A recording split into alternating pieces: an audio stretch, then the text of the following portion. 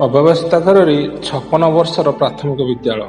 ଢେଙ୍କାନାଳ ସଦର ବ୍ଲକ ମଧୁସାହୁପାଟଣା ପଞ୍ଚାୟତର ମହୁଲବେଣୀ ଓ କୋଇଲିପଙ୍ଗି ପ୍ରାଥମିକ ବିଦ୍ୟାଳୟ। ପ୍ରଥମରୁ ଅଷ୍ଟମ ଶ୍ରେଣୀ ପର୍ଯ୍ୟନ୍ତ 8ଟି ଶ୍ରେଣୀକୁ 4 ଜଣ ଶିକ୍ଷକଙ୍କୁ ନେଇ ଚାଲିଛି ପାଠପଢ଼ା।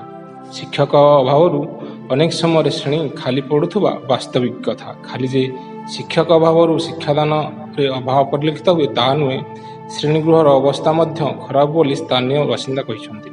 ବିଦ୍ୟାଳୟଟି ଢେଙ୍କାନାଳ ଭାହାପୁର ପୂର୍ତ୍ତ ବିଭାଗ ରାସ୍ତା ପାଖକୁ ଲାଗି ରହିଥିଲା ବେଳେ ବିଦ୍ୟାଳୟ ସୁରକ୍ଷା ପାଇଁ ପାଚେରୀ ମଧ୍ୟ ନାହିଁ। ଏଠାରେ କେବଳ ଯେ ପ୍ରାଥମିକ ବିଦ୍ୟାଳୟ ରହିଛି ତାହା ନୁହେଁ, ପାଖକୁ ଲାଗି ଅଙ୍ଗନବାଡ଼ି କେନ୍ଦ୍ର ମଧ୍ୟ ରହିଅଛି। ଏଠାରେ ପଢ଼ୁଥିବା 199 ଛାତ୍ରଛାତ୍ରୀଙ୍କ ଭବିଷ୍ୟତ କ'ଣ ଆପଣମାନେ ଚିନ୍ତା କରନ୍ତୁ। ସରକାର ଏପରି ଶିକ୍ଷା ବ୍ୟବସ୍ଥା ନୁହନ୍ତି। ଆପଣଙ୍କ ପରିଚୟଟି ଦେବେ? ମୋ ନାଁ ହେଉଛି ଆଦିତ୍ୟ ସାହୁ, ଘରଟି କୋଇଲିପଙ୍ଗି। ଆଚ୍ଛା, ସ୍କୁଲର ସମସ୍ୟା ବିଷୟରେ କିଛି କହିବେ? କ'ଣ ସ୍କୁଲରେ ତ କୌଣସି ଯୋଉ ଘରେ ଛାତ ଘର କିନ୍ତୁ ପାଣି ପଶୁଛି ଘରେ। ଏଠି ସ୍କୁଲ ରୋଡ କରରେ ସ୍କୁଲ କିନ୍ତୁ ଏଠି ବାଉଣ୍ଡରୀ ନାହିଁ।